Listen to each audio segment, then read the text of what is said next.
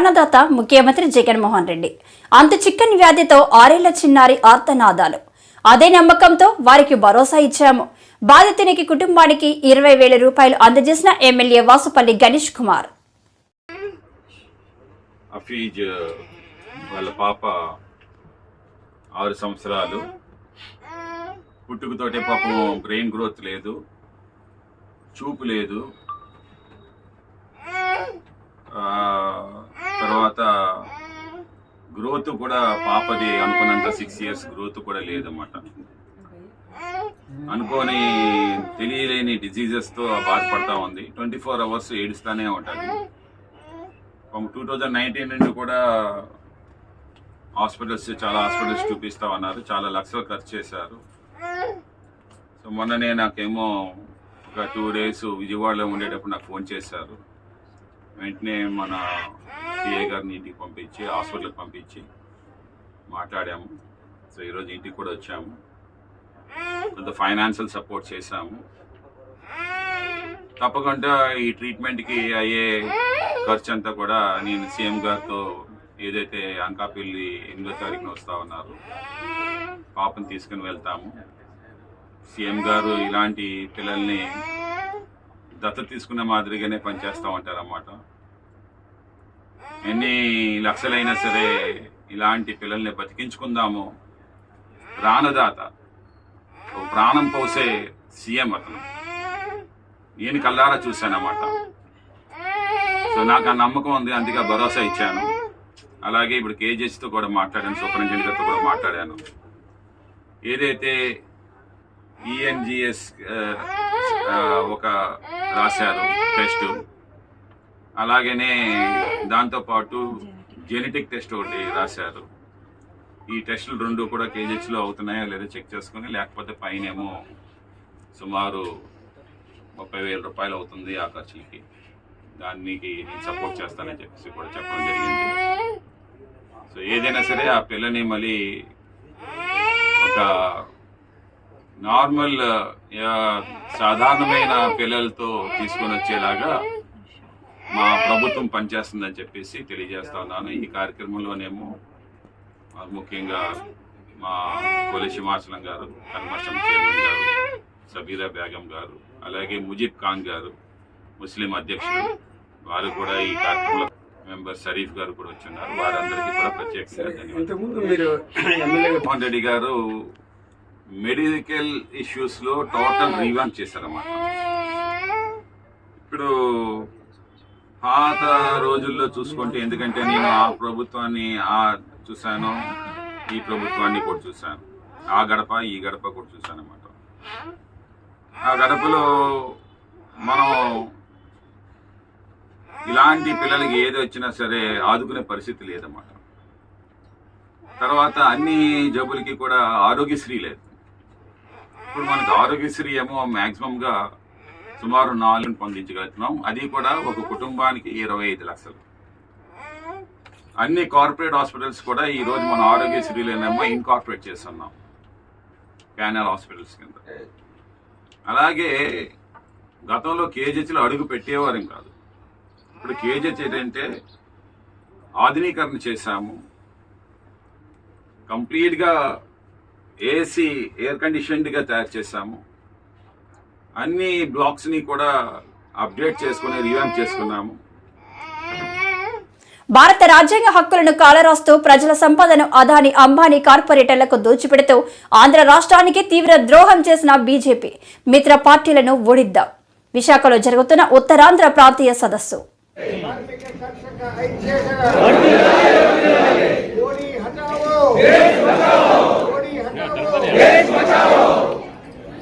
Nagaland Godse, who had received Savarkar's blessings, murdered Mahatma Gandhi.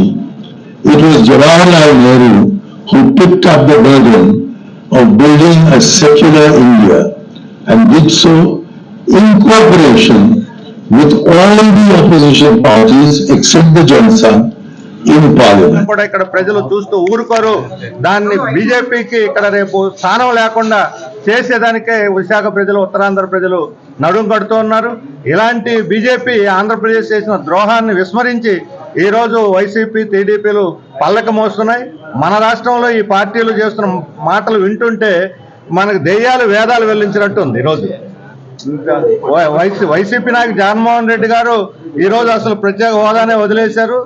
మన ఇప్పుడు నిన్న vision వాళ్ళ డాక్యుమెంట్ వికసిత ఆంధ్రప్రదేశ్ అట, వికసిత భారతదేశం, ఇప్పుడు వికసిత ఆంధ్రప్రదేశ్ అంట. ఇది వికసిత భారతదేశము కాదు, వికసిత ఆంధ్రప్రదేశ్ కాదు, విషాద ఆంధ్రప్రదేశ్. విషాద ఆంధ్రప్రదేశ్ను నిర్మించడానికి బీజేపీ, వైసీపీ కంకణం కట్టుకున్నాయి. బీజేపీ మన రాష్ట్రాన్ని నాశనం చేయదలుచుకుంటే దానికి వంతపడి దానికి కత్తులు కటార్లు నూరి ఇస్తున్నది వైసీపీ. ఈ రెండు పార్టీలు తోడు ఇప్పుడు తెలుగుదేశం, నిన్న తెలుగుదేశం జనసేన తాడేపల్లిగూడెంలో జరిగిన సభలో మాట మాత్రం కూడా మన రాష్ట్ర హక్కుల గురించి కానీ, ప్రత్యేక హోదా గురించి కానీ, చివరికి రాష్ట్ర ప్రజల సమస్యల గురించి కూడా మాట్లాడలేదు. ఎంతసేపు వాళ్ళ అధికారం ఇది తప్ప. ఆయన చెబుతున్నాడు పవన్ కళ్యాణ్ గారు, వైసీపీలో జగన్మోహన్ రెడ్డి మాటకు తిరుగులేదు, ఆయన ఏది చెబితే అది మాట్లాడి ఎవరు ఎదురు తిరిగి ప్రశ్నించరు, మీరు నన్ను ప్రశ్నిస్తున్నారు ఏమిటని చెప్పి వాళ్ళ పార్టీ వాళ్ళని అడుగుతున్నాడు. వాళ్ళ పార్టీ కార్యకర్తలనే ప్రశ్నించవద్దనేవాడు రేపు పొద్దున అధికారంలోకి వస్తే ప్రజలను ప్రశ్నిస్తూ ఊరుకుంటారా? మోడీ నియంత, జగన్మోహన్ రెడ్డి గారి నియంత, ఈరోజు చంద్రబాబు నాయుడు, పవన్ కళ్యాణ్ కూడా నియంత్రణ కావాలని భావిస్తున్నారు. ఎవరు మాట్లాడకూడదు, ఎవరు నోరెత్తకూడదు, వాళ్ళ కార్యకర్తలు కూడా మాట్లాడకూడదు అని చెప్పేటువంటి స్థాయికి వెళ్తే వీళ్ళు ప్రజాస్వామ్యాన్ని ఏం కాపాడతారు? అందుకని ఆంధ్రప్రదేశ్ ప్రజల యొక్క హక్కుల్ని, మన రాష్ట్ర ప్రజల ప్రయోజనాల్ని ఢిల్లీలో తాకట్టు పెట్టి తెలుగు ఆత్మగౌరవాన్ని గురించి, తెలుగు పౌరుషాన్ని గురించి మాట్లాడటం అంటే దెయ్యాలు వాదాలు వల్లించినట్టే. ఇలా మాటలు నమ్మొద్దు. మనం రేపు రాబోయేటువంటి ఎన్నికల్లో బీజేపీ దాని మద్దతుదారులను ఓడించి ఈరోజు రాష్ట్రంలో ఇండియా బ్లాక్ పార్టీలు కానీ, ఇతర మన జై భారత్ నేషన్ లాంటి పార్టీలు, వీసీకే లాంటి పార్టీలు, ఆమ్ ఆద్మీ లాంటి పార్టీలు, సిపిఐ, సిపిఎం అందరం, కాంగ్రెస్ అందరం కలిసి సహకరించుకొని ఉమ్మడిగా ఈ రాష్ట్రంలో మన రాష్ట్ర ప్రయోజనాల కోసం లౌకికవాదాన్ని నిలబెట్టడానికి, రాజ్యాంగాన్ని పరిరక్షించడానికి ఈరోజు రాజ్యాంగ పరిరక్షణ వేదిక ఆధ్వర్యం జరుగుతున్నటువంటి సదస్సు అందుకు వేదిక అయింది. దానికి చొరవ తీసుకున్న వాడిని అభినందిస్తూ రాష్ట్ర ప్రజలు ఈరోజు ఇట్లాంటి వేదికల్ని బలపరిచి ఈ బీజేపీ రాష్ట్ర ప్రయోజనాలు పణంగా పెడుతున్న బీజేపీ వాళ్ళ మద్దతుదారులకి రాబోయే ఎన్నికల్లో బుద్ధి చెప్పాలని చెప్పి మేము విజ్ఞప్తి చేస్తున్నాం. వేదిక ఆధ్వర్యంలో ఈరోజు విశాఖపట్నంలో సదస్సు జరుగుతూ ఉంది. రాష్ట్ర వ్యాప్తంగా ఈ భారత రాజ్యాంగ పరిరక్షణ వేదిక ఆధ్వర్యంలోని ఈ రోజు ఈ దేశానికి సర్వనాశనం చేస్తున్నటువంటి బీజేపీ లేకపోతే నరేంద్ర మోడీ ఆర్థిక విధానాలకు వ్యతిరేకంగా, అలాగే నరేంద్ర మోడీకి వంత పాడుతున్నటువంటి మన రాష్ట్రంలో ఉన్నటువంటి వైసీపీ, ప్రధాన ప్రతిపక్షమైనటువంటి టీడీపీ, జేఎస్పీలు కూడా వంత పాడుతూ ఉన్నాయి. మరి వీళ్ళని రానున్న ఎన్నికల్లో ఓడించాలి, భారత రాజ్యాంగాన్ని పరిరక్షించాలి. దానితో పాటు ఈ దేశ ప్రజలకి సంబంధించి మెరుగైనటువంటి జీవితాన్ని కల్పించేటటువంటి పద్ధతుల్లో ముందుకు అడుగేయడానికి ఈ ప్రయత్నం భారత రాజ్యాంగ పరిరక్షణ సమితి ఆధ్వర్యంలో జరుగుతుంది. దీన్ని ఆదరించాలని చెప్పని ఈ రాష్ట్ర ప్రజలందరినీ కోరుతా ఉన్నాం. Okay sir. క్వశ్చన్స్ అడిగితే భారతదేశానికి స్వాతంత్రం ఎప్పుడు వచ్చిందంటే 2014 మీద కొత్త రాజ్యాంగం వచ్చినట్టుంది. భారతదేశానికి ఉపగ్రహాలు వేసారంటే 2014 తర్వాత, ముందు పేసి 2014 తర్వాత. ఈ దేశంలో కేంద్ర ప్రభుత్వం దుర్మార్గంగా ఈ విధంగా ప్రజలు తయారు చేయడానికి వస్తుంది. తీవ్రంగా ఖండిస్తున్నాం. ఆంధ్రప్రదేశ్ ప్రజల హక్కులు, ఆత్మగౌరవం కోసం ఆఖరి వరకు పోరాడతాం. ఇవాళ తెలంగాణ నడిగడ్డ మీద భూగర్భంలో సింగరేణి కాలేసి దాంట్లో ఉన్న భూగర్భంలో గనులు కాజేయడానికి కుమార వ్యాపారులు పడుతుంటే, ఇక్కడ మా విశాఖ ఉక్కు మీద ఏమన్నా చేయేస్తే సింగరేణి కాలేసి భూగర్భంలో గుమా వ్యాపారులు కానీ అడ్డంగా దోచుకున్నానికి ప్రయత్నిస్తే దయచేసి తెలుగు ప్రజలు గుజరాత్ వరకు తరిమి కొడతారని చెప్పి మనం చేస్తున్నా. ఇక్కడ ప్రజల ఆత్మ త్యాగంతో ఏర్పడిన విశాఖ ఉక్కుని సింగరేణి ప్రజల యొక్క భూగర్భం, మన తెలంగాణ ప్రజల భూగర్భం ఉన్న గనుల్ని దుర్మార్గంగా గుమా వ్యాపారం చేస్తే ఊరుకునే సమస్య లేదు. ఇవాళ రాష్ట్రంలో ఈ హంబుల్ రిక్వెస్ట్ వాళ్ళు జగన్మోహన్ రెడ్డి గారు కానీ, చంద్రబాబు నాయుడు గారు కానీ, అలాగే కళ్యాణ్ బాబు గారికి విజ్ఞప్తి చేస్తాం. రుషికొండలో 450 కోట్లు పెట్టి నిర్మించిన భవనాలను ప్రారంభించామని మంత్రి గుడివాడ అమర్నాథ్ తెలిపారు. వాటిని పర్యాటక రిసార్ట్ గా వినియోగిస్తున్నట్టు తెలిపారు. అనేక రకాలైనటువంటి ప్రయత్నాలు చేశారు. ఏ రకమైనటువంటి అడ్డంకులు నిర్మాణానికి సంబంధించి కానీ, ఇక్కడ ఆ రిసార్ట్ ప్రారంభించేటువంటి దానికి కానీ ఏ రకమైనటువంటి అడ్డంకులు లేవు. చిన్న ఇష్యూస్ ఏమన్నా కోర్టులో చేయాలన్నటువంటి ప్రయత్నం చేసినా అవన్నీ కూడా ప్రభుత్వం సంబంధించినటువంటి డిపార్ట్మెంట్ అధిగమించింది అనేటువంటి విషయాన్ని కూడా పొద్దున్న చెప్పుకుంటే మళ్ళీ అఫీషియల్ నాకైతే అఫీషియల్ అని చెప్తున్నాను కదా. మంత్రిని చేస్తాం చెప్పాను కదా, 2 మెజర్స్ ఉన్నాయని. 2 ఆలోచనలు ప్రభుత్వానికి, రెండు ఆలోచనలు ప్రభుత్వం దగ్గర ఉన్నప్పుడు, ఒకటి ముఖ్యమంత్రి గారు ఉండాలా అనేటువంటి పరిస్థితి వచ్చినప్పుడు సెక్యూరిటీ అనేటువంటిది చాలా ఇంపార్టెంట్. అనేక రకాలైనటువంటి మెజర్స్ ఉంటాయి. ఇవన్నీ తీసుకొని నిర్ణయం చేసిన తర్వాత తప్పకుండా మేము మీ ద్వారా ప్రజలకు చూపించేటువంటి కార్యక్రమాన్ని చేస్తాం. ఓకే అండి, అందరికీ నమస్కారం. ఈరోజు టూరిజం ప్రాజెక్ట్ రిషికొండలో నూతనంగా నిర్మించినటువంటి దాదాపు 9.8 ఎకరాల విస్తీర్ణంలో గతంలో 2.5-3 దశాబ్దాల క్రితం నిర్మించినటువంటి హరిత ఇన్స్టిట్యూట్ ఏదైతే ఉండేదో దానికి సంబంధించి బాగా పాటపడిపోవడం, నూతనంగా విశాఖపట్నం నగరానికి తగ్గట్టు అన్ని అంగులతో ఒక ఇంటర్నేషనల్ స్టాండర్డ్స్లో ఒక రిసార్ట్ నిర్మించాలని చెప్పి ప్రభుత్వం నిర్ణయం తీసుకోవడం, అందులో భాగంగా దాదాపు 400 కోట్ల రూపాయలతో రిసార్ట్ నిర్మాణం పూర్తి చేయడం. దానికి సంబంధించి ఈరోజు మంచి రోజు అని చెప్పి ఏదైతే పురోహితులు ఇచ్చినటువంటి వారి సలహా మేరకు ఈరోజు ప్రారంభోత్సవం కూడా పెద్దలు స్వరూపానంద సరస్వతి గారు, అలాగే శాఖ మంత్రి రోజా గారు, పెద్దలు సుబ్బారెడ్డి గారు అందరి సమక్షంలో ఈరోజు లాంఛనంగా ప్రారంభించడం జరిగింది. అనేక అడ్డంకులు సృష్టించి అనేక రకాలైనటువంటి ఇబ్బందులు క్రియేట్ చేసి ఇది కేవలం ప్రభుత్వానికి సంబంధించినటువంటి ఆస్తి మాత్రమే, ప్రభుత్వానికి సంబంధించినటువంటి టూరిజం ప్రాజెక్టు తీసి మళ్ళీ పునర్నిర్మాణం చేస్తూ ఉన్నామని చెప్పినప్పటికీ విశాఖపట్నం ఏ రకంగా కూడా అభివృద్ధి చెందడానికి వీల్లేదు, ఈ ప్రాంతంలో ఏ నిర్మాణాలు చేపట్టడానికి వీల్లేదు, ఏ రకంగా ఈ నగరానికి మంచి జరగడానికి వీల్లేదు అనేటువంటి అనేక అడ్డంకులు సృష్టించేటువంటి ప్రయత్నం ప్రతిపక్షాలు కానీ ముఖ్యంగా చంద్రబాబు నాయుడు కానీ అనేక రకాలుగా చేసినటువంటిది. ఇక్కడ అనేక సందర్భాల్లో ఇక్కడ గొడవలు కూడా సృష్టించేటువంటి కార్యక్రమం కూడా చేయడం జరిగింది. అయినప్పటికీ అన్నింటినీ కూడా అధిగమించి అన్ని పర్మిషన్స్తో ఎన్జీటీ పర్మిషన్ కానీ లేదా స్థానిక నిర్మాణాలకు సంబంధించినటువంటి లోకల్ బాడీ పర్మిషన్స్ కానీ ఫైర్ పర్మిషన్ కూడా మొన్ననే 2023లో వచ్చినటువంటి సందర్భాలు కానీ అన్నీ కూడా పూర్తి చేసుకొని ఈరోజు లాంఛనంగా కార్యక్రమాన్ని చేపట్టడం జరిగింది.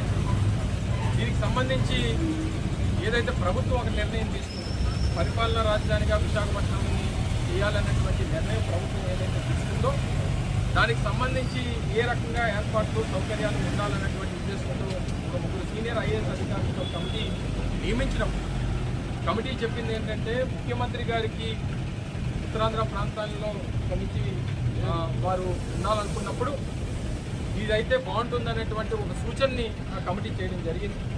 సో దీన్ని టూరిజం రిసార్ట్గా దీన్ని కొనసాగించాలా లేదా ముఖ్యమంత్రి గారి కార్యాలయంగా దీన్ని ఉపయోగించాలా అనేటువంటిది నిర్ణయం చేయాల్సినటువంటి అవసరం ఉంది. ప్రస్తుతానికి మాత్రం ఇది టూరిజం ప్రాజెక్ట్గా మాత్రమే దీన్ని నిర్మించడం జరిగింది, దాని అవసరాల కోసం నిర్మించడం జరిగింది.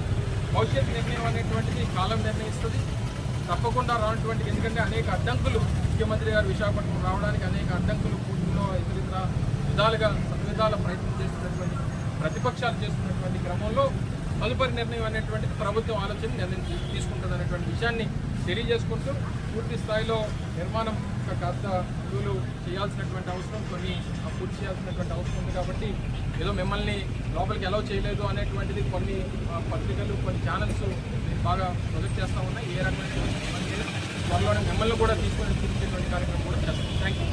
జరిగిందంతా చెప్తున్నా, దీని మీద అనేక రకాలు, ఎందుకంటే 2 ఆప్షన్స్ మీకు చెప్పారు.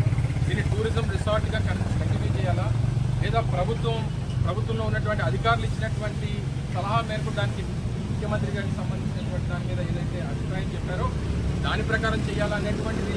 ఒకవేళ ముఖ్యమంత్రి గారు ఇక్కడి నుంచి పరిపాలన చేస్తున్న సెక్యూరిటీ రీజన్స్ అనేక రకాలైనటువంటి మెజర్స్ అనేటువంటివి ఉంటాయి. సో ఏదేమైనప్పటికీ ఇంకా ఇచ్చిన పనులు కూడా ఒక 5-10% పూర్తి చేయాల్సినటువంటి అవసరం ఉంది. కాబట్టి సహజంగా మంచి రోజు కాబట్టి ఈ కార్యక్రమాన్ని చేయడం జరిగింది. సో మిమ్మల్ని కూడా త్వరలో తీసుకెళ్ళి చూపించేటువంటి కార్యక్రమం కూడా చేస్తాం. టీడీపీ జనసేన సభలో కేవలం ముఖ్యమంత్రి వైఎస్ జగన్మోహన్ రెడ్డి నామస్మరణ చేశారు. వారికి ఎందుకు ఓటు వేయాలో చెప్పలేకపోయారని వ్యాఖ్యలు చేశారు. మాజీ మంత్రి నాని తాజాగా మీడియాతో మాట్లాడుతూ 24 సీట్లు దానం పొందింది ఎవరు? ఎవరి దగ్గర ఎవరు పొందారు? ఎవరి దగ్గర ఎవరు పొందారు? 24 సీట్లు దానం పొందిన వామనుడు నువ్వు ఎవరిని తొక్కాలి? ఇప్పుడు నీకు సీట్లు దానం చేసిన చంద్రబాబుని పాతాళానికి తొక్కుతావు ఖాయంగా. రేపు జరగబోయేది అదే, పాతాళానికి తొక్కేస్తా. ఈ సొల్లు కౌరులు ఇవన్నీ కూడా దానం వచ్చి పాతాళాన్ని తొక్కుతా అంటే ఎవరిని తొక్కుతావు పాతాళానికి? ఇవాళ చంద్రబాబు నాయుడు నువ్వు పాతాళానికి తొక్కితే రాబోయే రోజుల్లో ఈ రాష్ట్రంలో పేదరికం పోతుంది, పేద మధ్యతరగతి వర్గాలకి మేలు జరుగుతుంది. నువ్వు దానం పొంది 24 సీట్లు దానం పొందినటువంటి చంద్రబాబు నాయుడిని పాతాళానికి తొక్కేయి. దానం పొందావు, వామనుడి కథలాగా చంద్రబాబు నాయుడిని పాతాళానికి తొక్కేయి. సాధారణంగా ఎవడన్నా పొగట్టాకి పక్కనే ఉన్న పెట్టుకుంటాడు, లేదా ఇద్దరు కలిసి ఉన్నారు కాబట్టి పవన్ కళ్యాణ్ని చంద్రబాబు పొగడాలి, చంద్రబాబుని పవన్ కళ్యాణ్ పొగడాలి. చంద్రబాబు ఒక్కటంటే ఒక్క మాట పవన్ కళ్యాణ్ గురించి మాట్లాడాల, ఒక్క మాట కూడా. పవన్ కళ్యాణ్ ఈరుడు సూర్యుడు, నే జైల్లోకి వెళ్తే నా పార్టీని బతికిచ్చాడు, నా చచ్చిపోయిన పార్టీని మొత్తం కకాయకమైనటువంటి మొత్తం నే తినేసిన డబ్బులకి దొరికిపోయి జైల్లోకి వెళ్తే, రాజమండ్రి జైల్లోకి వెళ్తే అసలు మా కొడుకేమో ఢిల్లీ పారిపోయాడు, మా కార్యకర్తలు ఎవరింటో కాడి వెళ్ళిపోయారు.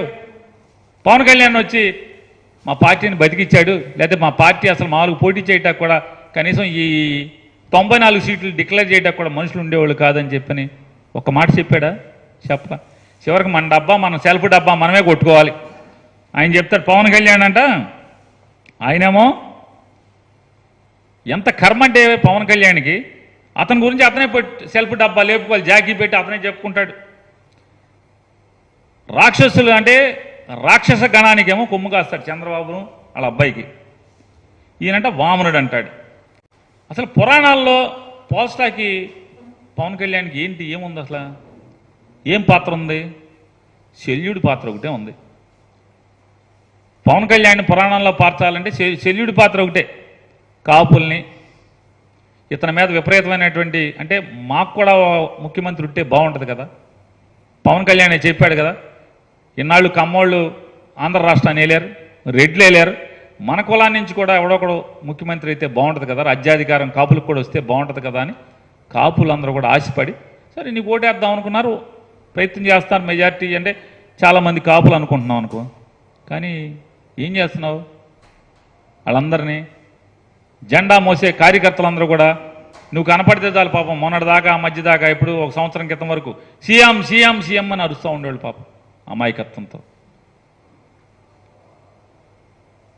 పవన్ కళ్యాణ్ తరఫున మేము పోటీ చేస్తామని చాలామంది పరిగెట్టుకు వస్తూ ఉండేవాళ్ళు. కాపులు ఎక్కువగా ఉన్న చోట, ఎక్కడైతే కాపులు ఎక్కువగా ఉన్న ఓట్లు ఉన్న చోట అక్కడ ఎవడొకడు మేము పోటీ చేస్తామని చెప్పని. ఏం చెప్తాం మీరు? మనకు బలం లేదురా, బూత్ కమిటీలు లేవురా, గ్రామ కమిటీలు లేవురా, మనం ఎవడో నేను పోటీ చేసి ఓడిపోయామరా, మనం మీరు గెలిపించలేరురా.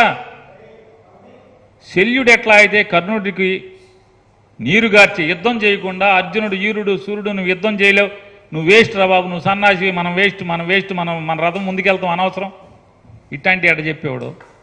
శల్యుడిలాగా మొత్తం పార్టీ జెండా మోసే కార్యకర్తల్ని పోటీ చేద్దాం అనుకున్నటువంటి ముందుకు వచ్చేటువంటి నాయకుల్ని, ఓటేద్దాం అనుకుని ముందుకు వచ్చేటువంటి వాళ్ళందరినీ కూడా శల్యుడిలాగా మొత్తం నిర్వీర్యం చేస్తున్నాడు, వాళ్ళ నైరాశ్యాన్ని నింపుతున్నాడు.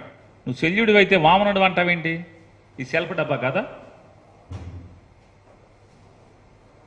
రాక్షస గణ నాయకుడు అయినటువంటి చంద్రబాబు లాంటి దుర్మార్గుడికి డబ్బు డబ్బు డబ్బు డబ్బు అని డబ్బు నామస్మరణ చేస్తున్నటువంటి చంద్రబాబు నాయుడు కడుపును పుట్టినటువంటి కొడుకు, నీ నోటితో నువ్వు చెప్పావు అతను దగాకోరు, దోపిడీదారు, డబ్బు డబ్బు. ఇవాళ తెలుగుదేశం కార్యకర్తలు అందరూ ఏడుస్తున్నారు. చంద్రబాబు కొడుకు వచ్చాడండి, డబ్బు డబ్బు డబ్బు డబ్బు డబ్బు అని చచ్చిపోతున్నాడండి డబ్బుతో పడి. మరి అట్లాంటి వాళ్ళకి కొమ్ము కాస్తున్నటువంటి సెకండ్ కదా నువ్వు, వాళ్ళకి అడ్డం నుంచున్నటువంటి యుద్ధంలో అడ్డు నుంచి ఉన్నటువంటి సెకండ్ పాత్ర కదా మంది, శల్యుడు సెకండ్ రెండు కలిసినటువంటి పాత్ర కదా మంది. ఈ చంద్రబాబు నాయుడు గారు చించుకుని మాట్లాడతాడు, చెవులో ఒకటి తేగొట్టి, హూ కిల్డ్ బాబాయ్. నువ్వు ముఖ్యమంత్రిగా ఉండంగానే వామనుడిలా వైసీపీని అధపాతాళానికి తొక్కేస్తాం. 2024లో మర్చిపోలేని యుద్ధం వైసీపీకి ఇద్దాం. పొత్తు గెలవాలి, జగన్ పోవాలి అన్నదే మన ఎన్నికల నినాదం. 10 ఏళ్ల నుంచి సొంత కష్టంతోనే పార్టీని నడుపుకొచ్చారు. జగన్ ఎన్ని తప్పులు చేసినా ఆయన మద్దతుదారులు వెనకేసుకొస్తారు.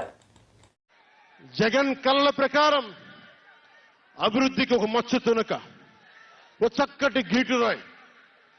ఆంధ్రప్రదేశ్ రోడ్ల మీద పాలు పోస్తే ఎంత క్లీన్ గా ఉంటాయంటే మన గిన్నెల్లోకి పాలు ఎత్తుకోవచ్చు, అంత క్లీన్ గా ఉంటాయి.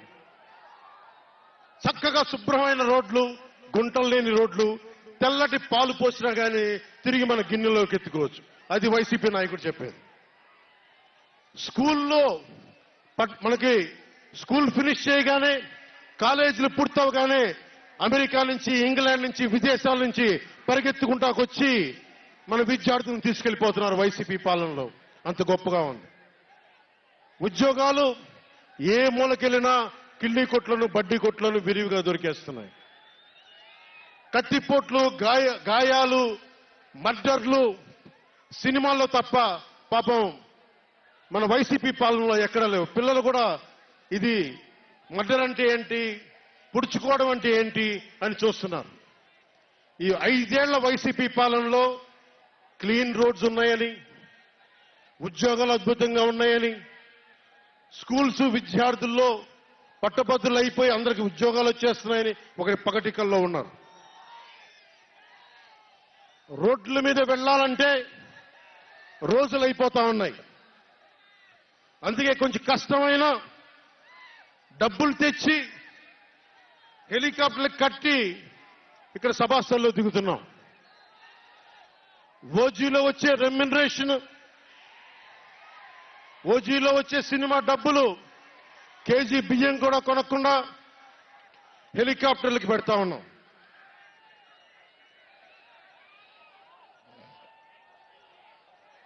Behind every great fortune there is a crime అని ఫ్రెంచ్ రచయిత బాల్జాక్ అంటారు.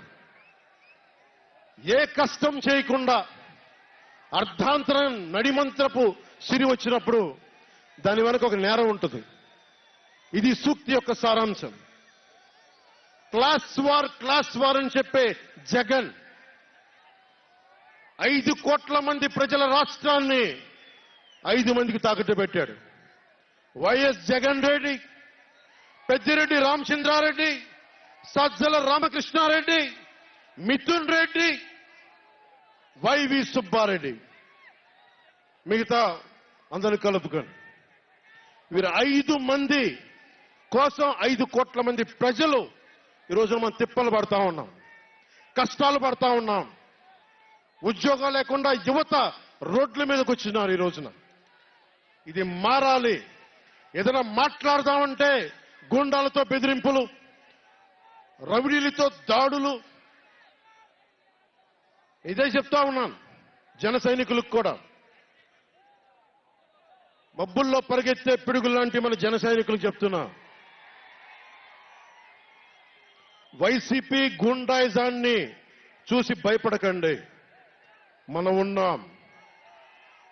ఉద్దండుడైన రాజకీయ నేత శ్రీ నారా చంద్రబాబు నాయుడు గారు ఉన్నారు.